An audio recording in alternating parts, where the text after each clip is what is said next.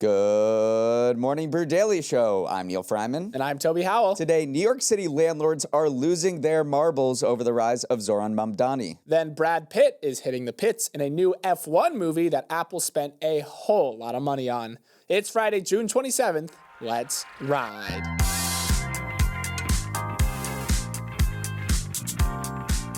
Happy Friday. Gosh, the weekend is so close. I'm sure you've got a lot of things on your to-do list over the next few days, but Toby and I want you to add one more thing: share Morning Brew Daily. If you enjoy this news rundown every morning, odds are the people you're friends with or are related to will also find it useful. So spread the word with everyone you're hanging out with this weekend, and you'll be surprised with how much satisfaction you'll get 2 weeks down the road when they text you, "Erica, thanks so much for turning me on to Morning Brew Daily." Toby, you're a marketer at heart, so let's hear some ideas and tactics people can use to share the pod, because we get it, it's a little intimidating. Oh man, am I ready for this? I think the best way to share the pod is to prime your friends and family first. And by that I mean start dripping out facts slowly you learn from the pod. A Neal's number here, a Toby's trend there. And only when someone inquires as to how you know so much, that is when you drop the link to the show. Gotta butter them up first. Either that or fly a plane banner over your nearest population center. Whatever's easiest. But yes, share the pod. We appreciate you. And now a word from our sponsor, Domain Money. Neal, are you confident managing your money? Confident? Call me Prime Reggie Bullock. That's how confident I am. Wait, Reggie Bullock, isn't he kind of average? Yeah, exactly. I'm not that confident, which is why I am so happy we started working with Domain Money. I learned a lot of things from my certified financial planner, from strategic ideas like how to utilize a mega backdoor IRA to more high-level concepts like how uncertainty is a return killer. Having that extra set of expert eyes makes all the difference. With Domain, I know I'm not missing anything or leaving any dollars on the table because, no offense to Reggie Bullock, but they're like having Prime MJ on your team when it comes to money management. And they take a flat fee, so they're not eating into your returns as your nest egg grows. If you work with Domain, you'll walk away with an actionable plan forward to build wealth, save for tomorrow, and navigate financial uncertainty, and that instills me with confidence. So check out domainmoney.com/mbdaily to start taking advantage of smart strategies. That's domainmoney.com/mbdaily. Quick disclaimer, we are current clients of Domain Money Advisors, LLC. Through Domain's sponsorship of Morning Brew Daily, we receive compensation that included a free plan and thus have an incentive to promote Domain Money. If you walk by a movie theater this weekend and feel a rumble and hear a roar, that's not the new Jurassic Park installment out early. It's probably the F1 movie making its presence known. The movie starring Brad Pitt as an aging driver making one last pass at glory is fast, loud, and a massive bet by Apple. The iPhone maker won the rights to the movie by pledging to sink over $250 million into it, paying Brad Pitt well over $20 million in the process, all in an attempt to make a triumphant return to the big screen. F1 is one of Apple's most ambitious projects to date since diving into Hollywood back in 2019. Since then, it has found limited commercial success. Apple wants big hits, but only if the content matches the premium aspirational brand of products like iPhone and Mac. And F1 fits the bill. Led by a director who delivered the smash hit Top Gun Maverick, this movie is as much an entertainment product as it is an ad for iPhones. The racing scenes were filmed on custom-rigged iPhones, while a first-of-its-kind haptic trailer added vibrations to convey the feel of an F1 engine rumbling on by. But despite the gaudy marketing, success is far from guaranteed. While Apple has cranked out a few popular TV shows like Ted Lasso and Severance, it hasn't found a ton of box office success so far on the big screen, with his last two releases, Argyle and Fly Me to the Moon, flopping hard. Neal, this is a big swing. In fact, it's one of the most expensive movies ever made, so Apple needs people to turn out to watch Pitt in the pits. This is a extremely curious side quest for Apple dating back 6 years, where they decided for some reason to get into the entertainment industry. You're right, it hasn't been super commercially successful in the box office or on the small screen. Apple TV, since launching, has about 27 million subscribers in the US. Disney Plus and HBO Max launched in the same year, and they have far leapfrogged that. I can't even give you Netflix's numbers because it would break the chart compared to Apple TV TV. Plus, they're hoping that F1 can turn the ship around, and to do that, they've enlisted the same director as Top Gun Maverick. Top Gun Maverick made $1.5 billion at the box office in 2022. They're hoping this is just a land-based version of that. And Apple is, a $3 trillion company. This is not going to make or break its bottom line. Obviously, selling iPhones is its core business. But while it might not matter too much to Apple's bottom line, it could make a big impact on F1, the racing league, not just F1, the movie. Because if you go back to, the pandemic era and Netflix's Drive to Survive, that led to this massive boom in popularity 6 years ago. Between 2019 and 2022, U.S. Ratings for F1 races just absolutely went off the charts. It caused Disney to shell out $85 million a year for the rights to air them. So they're hoping maybe for another sort of boom, bringing all this attention to the league. That being said, it might not happen because Disney is apparently not so happy with their $85 million a year deal, because they're saying that we don't necessarily need to review or go much higher than that. There's no commercial breaks during Sunday races. So it's going to be an interesting moment to see if it gets another bump, the F1 Racing League from F1 the movie. All that's being said, the business stuff aside, this looks really cool. Like the stuff that they've done with the effects and making it seem super realistic. They embedded themselves in F1. There's going to be appearances from drivers. Lewis Hamilton, who is perhaps the best F1 driver ever, is a co-producer. So they've worked really hand in hand with the league to make this a really crazy theatrical experience. I will say it's not expected to gross anywhere near Top Gun Maverick, $1.5 billion. It's estimated to come in maybe 40 to 60 million at the beginning of this weekend. So that'd be a solid but not amazing showing. But it will need to have an amazing showing because it is one of the most expensive movies of all time. That being said, I'm excited to watch it because, feeling that rumble should be an amazing experience. We've got succession drama at the Federal Reserve with the role of the most important economic policymaker in the world on the line. According to the Wall Street Journal, President Trump is considering naming a replacement for Jerome Powell as early as September or October, an unusually long time before Powell's term expires in May 2026. That's because Trump has just about had it with Jerome, who has rebuffed his persistent calls to lower interest rates, saying that the risk of higher inflation was too great to cut rates just yet. If we make a mistake here, people will pay the cost for a long time, Powell said this week.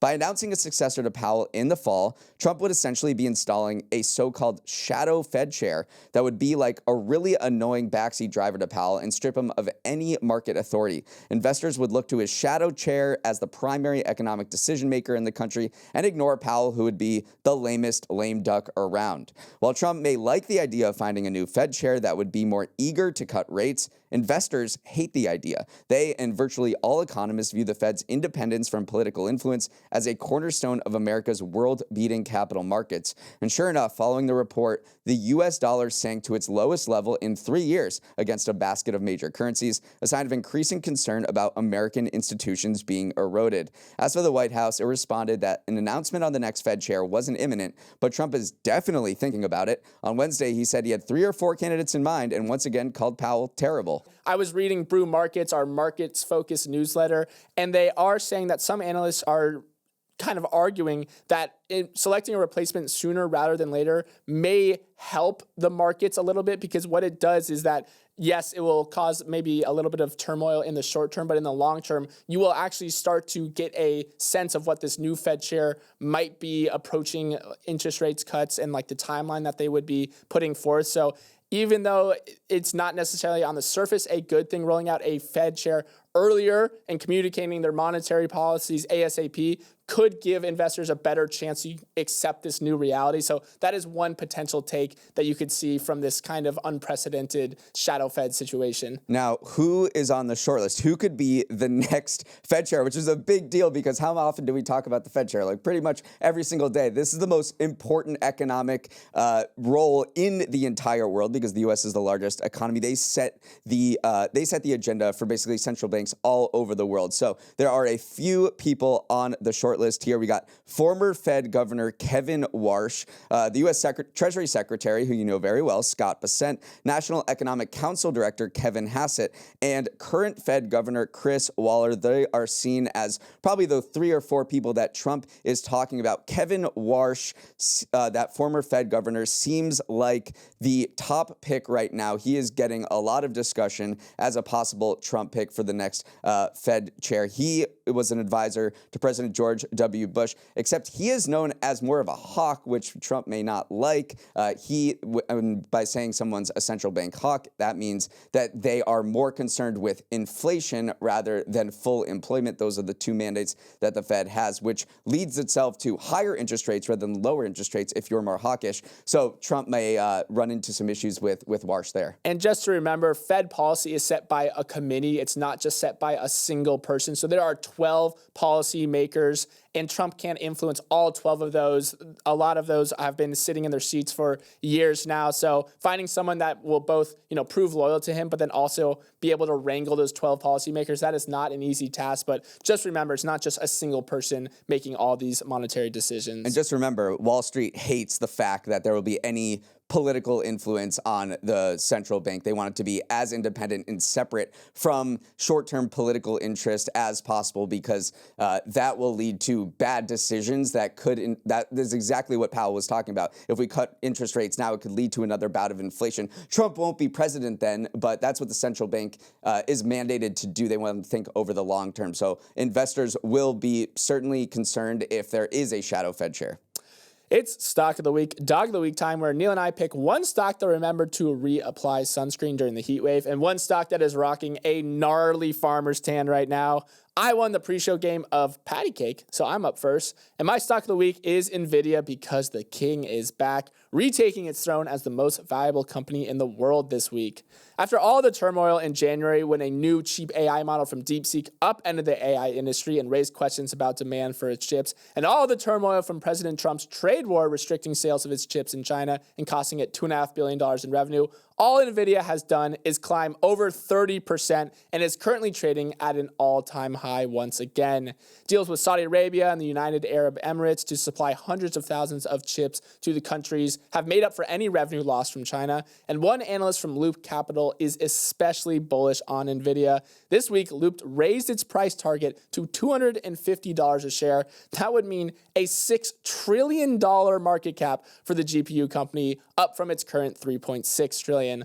Of course, a lot of questions remain before you can start tacking on trillions. Will AI demand continue to skyrocket? Is Trump's trade war going to rattle public markets further? Can China's own chip manufacturers close the gap? But for now, Neal, Nvidia is back on top. Nvidia has taken its licks this year, but has gotten up every single time to continue surging higher. I mean, you have this $3 trillion company that's almost $4 trillion. Sorry, it's at $3.8 trillion market cap right now. It reported a 69% increase in revenue last quarter. It's still growing faster than most companies, much smaller than it. And a big endorsement has come from its biggest customers. Microsoft, Meta, Alphabet, and Amazon account for more than 40% of its revenue. They went up to the earnings call earlier this spring and said, we are continuing to spend on AI. In fact, we are probably going to boost our spending even more this year. So much of that money is going to NVIDIA chips, to NVIDIA data centers, and it is reaping the rewards. It still has this remarkable moat that it's built, that Jensen Huang has built over the past few years on these high-end chips. So it looks like NVIDIA is just keeping on cruising. And then zooming out, our stock of the week could have been the entire stock market this week as well, because despite this vibe of uncertainty and all this geopolitical, craziness that's going on, the S&P 500 closed less than 0.1% away from a record high yesterday, which it notched back in February. It's been on a 20%, it's been on this huge run since creating 20% in April. So it does look like you just never want to bet against the market right now, because it has staged this massive comeback since those Liberation Day tariffs were unveiled. Up next, let's hear about our dog of the week. My dog of the week is companies tied to New York City's real estate market. Office landlords SL Green and Vornado, as well as real estate lender Flagstar, all dropped around 4% or more on Wednesday in what analysts are calling the Zohran effect. Tuesday night, Democratic Socialist Zohran Mamdani won the Democratic mayoral primary for New York City, and investors think his policy proposals could send a chill around the fragile commercial property sector. Mamdani's core plan is to freeze rents on stabilized apartments, launch government-owned grocery stores, and make city buses free, financed in part by higher taxes on the city's millionaires and corporations.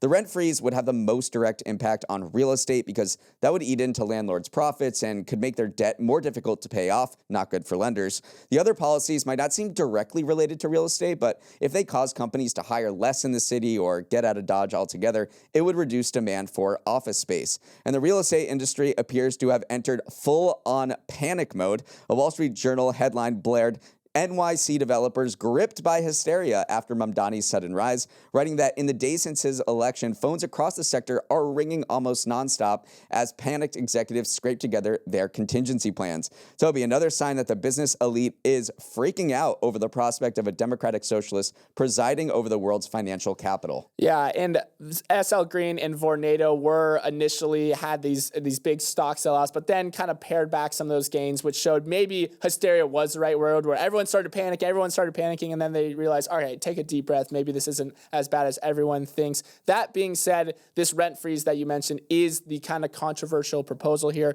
There's 1 million rent stabilized apartments in New York City. And yeah, landlords say that this is just, if you freeze those rents, it eats into their operating revenue. It makes people less inclined to invest in the city. And some people in the industry are saying that this focus on that particular policy is overshadowing some of the other policies from Mamdani that some developers do like. Stuff like expediting land use reviews, opening up public land for development, and rezoning more residential products. These are boons to the housing and commercial real estate sector. So it is one of those things where you have this one policy gobbling up all these headlines, but maybe some of the other policies are just fine. Meanwhile, the focus has shifted to the general election in November. Remember, Mamdani is not the mayor yet. He just won the Democratic primary, so he's likely to go up against the current mayor, Eric Adams, and reports are out now that the business community, the business interests in New York City are all coalescing around Eric Adams and saying, how can we help you beat Mamdani? Because they are quite freaked out over Mamdani's rise. So we talked about how many billionaires backed Andrew Cuomo, who was Mamdani's opponent in the Democratic primary. It looks like they're all coalescing around Eric Adams now and hoping to get him elected. According to prediction markets, Mamdani is well in the lead. It's been a real struggle getting people to come to my upcoming rooftop party, and it's because they're all going to be in Japan. You're not being original, you know? This summer, Japan is a more popular destination for American tourists than Paris, and only second behind London, according to Kayak. More than 1.5 million seats are set to fly from the U.S. to Japan during June, July, and August, a 6.4% bump from last year. And that's coming off a year so far through May, when the number of U.S. visitors to Japan has jumped nearly 30% from 2024, reports the Japan National Tourism Organization. Japan does seem like an amazing place to visit, but why the crush of tourists now? The first thing you have to know is the currency gap. For the past 4 years, the yen has sank against the dollar and is nearing its weakest levels in almost 4 decades. As Bloomberg notes, in June 2019, $1,000 got you about 108,000 yen. Now the same amount gets you 146,000 yen. So as an American, your money goes a lot farther than it used to. Another reason could be fatigue with Europe. Remember, right after the pandemic, Americans flocked to Europe in droves and now might be thinking, I would love for my meals not to take 2.5 hours. Summer capacity from the U.S. to Great Britain is down 1.8% and down 0.4% to Germany. A third reason, it's cheaper to fly to Japan. Average prices on long-haul routes to Asia are running 11% below last summer. Toby, are you thinking what I'm thinking? Remote pod from an izakaya. I'm just happy I'm not crazy because every time I open Instagram, it feels like someone else is Japan, and it's not an exaggeration. There has been a massive spike, and airliners are kind of embracing this with open arms because United is flying to Japan 20 times a day. They are the biggest carrier that are sending flights over there. So they are happy that as domestic traffic has waned, this international business has picked up, not necessarily to Europe, which is falling, as you mentioned, but to Japan. So it's a fantastic place to go. It is getting cheaper. Of course, people are going to go there. But also, Japan is quite happy that Americans are picking up some of the slack because there's been a sudden drop-off in Asian tourists coming from places like South Korea, Hong Kong, Taiwan, etc. Those bookings have actually plunged by an average of 50% from a year ago. And the reason why is kind of crazy. There's fear that another big disaster like an earthquake or a tsunami might hit the country because there was this manga cartoon that predicted the last one back in 2011. And they recently predicted one is going to happen in July of 2025. So that's caused a lot of maybe superstitious people to avoid traveling to Japan over in Asia. So it's been this odd sort of mirroring effect where a ton of people from America are coming over, but not as many tourists from Asia are dropping by. All right, let's sprint to the finish with some final headlines. It is hard to get a house these days, but Federal Housing Finance Agency Director Bill Pulte wants to make it a little easier by instructing the mortgage giants Fannie Mae and Freddie Mac to start counting cryptocurrencies as assets during mortgage loan risk assessment. Historically, your Fartcoin holdings have been considered too volatile to be considered in loan evaluations. You'd have to actually sell and convert them into dollars for them to count. But this new framework gives the crypto industry a better foothold in the housing market and keeps in line with President Trump's promise to make the U.S. the crypto capital of the world. Neal, this announcement led to some celebrations from the crypto crowd, but also a lot of jokes about how the next big short is going to come from a bunch of mortgages collateralized with Pepe coin going belly up. There seems to be demand for this sort of thing. In a recent survey by Redfin, 14% of homebuyers said they plan to sell crypto assets to get the cash to cover a down payment on a home, which is up from just 5% in 2019. So under this framework that they're proposing, historically, you would have had to sell your crypto assets in order for that to be counted in your mortgage application. Now you don't have to sell those, which a lot of people, I think a lot of crypto investors and many people are regular investors are crypto investors now, that would be a positive development for them. And you're right, the crypto industry is celebrating this. They look at the housing industry as just such an antique, and they're saying that it's a meeting of the oldest asset class with one of the newest. It also comes at a time when there's big changes possibly coming for Fannie Mae and Freddie Mac. They've been in a government conservatorship for a long time, 17 years. The government has had control of them, and now President Trump is making moves to send them to the public market. So their stocks have actually climbed a ton over the past few years, or the past few months. So we're seeing big changes in the mortgage markets, and we'll see what happens with this crypto infusion. Yesterday, three-time Olympic champ Faith Kipyegon tried to do what no woman has done before and run a 4-minute mile. She came oh so close. In a Nike-sponsored event in Paris dubbed a Breaking 4, Kipyegon ran 5,280 feet, that's 1 mile, in 4 minutes and 6 seconds, which is still the fastest any woman has run a mile and better than the world record she set. However, this new time won't go in the record books because it was an unofficial event. Still, Nike hopes that the stunt will help it reclaim its waning dominance in performance apparel and footwear, which was the goal of this event all along. Kipyegon was decked out in Nike's latest and greatest, from an aerodynamic tracksuit to her sneaker spikes. Toby, mission accomplished? Mission almost accomplished. Man, I watched this, and it looked like through 400 she was on pace, through 800 she was on pace, through 1200 she was a little bit behind pace, and then just tied up a little bit down the stretch. Just to put this run into perspective, though, her average split for 400 meters was 61.3 seconds. So it's really not that far off, but in track, 1 second can feel like a lifetime. She ran in 4:06, the next fastest woman ever in the event of the mile, 4:12. So it just shows you how, ridiculous this was. The World Athletics has this ability to convert women's times to men's times, and that would be the equivalent of a man running 3:42 in the mile. So just, again, another perspective here about how impressive this run was. Let's also zoom out for just a second because Nike also reported earnings yesterday, and they were better than expected. Shares were initially dropping, but then surged 10% during the company's conference call. The quarter, Nike's profits fell 86% as it was kind of clearing all of its excess inventory out, wooing back wholesale partners, kind of pressing the reset button on its digital business. But they're saying like, hey, we have our strategy in place. We're doing events like this. We're going after the top athletes in the world. We're going back to our roots as a wholesaler, and we think we're finally staging a turnaround. So kind of two mirroring moments of Kipyegon falling just short, Nike maybe falling just short of where it wants to be, but still looks like both are on the right track. Finally, Anna Wintour, the curator of the Met Gala and editor-in-chief of Vogue, shocked the fashion industry yesterday and finally showed up to an event without her sunglasses on. Just kidding, she would never. Instead, after 4 decades in charge, she is stepping down and seeking a replacement. Yesterday, she announced she will cede the U.S. edition's top role, but she's not leaving Condé Nast or Vogue, instead remaining on with a new title as Global Editorial Director. That means a new role is opening up to lead the vaunted American fashion magazine. So update your LinkedIn and polish your resume if you think you'd be a good fit for Vogue head of editorial content. But Neal, it's going to be some tough shoes to follow because Wintour was a powerhouse during her reign, making and breaking designers and setting the tone for the industry as a whole. This is a changing of the guard. She had been doing 3 jobs since 2020, and let me tell you, that is just way too many. I can speak from experience.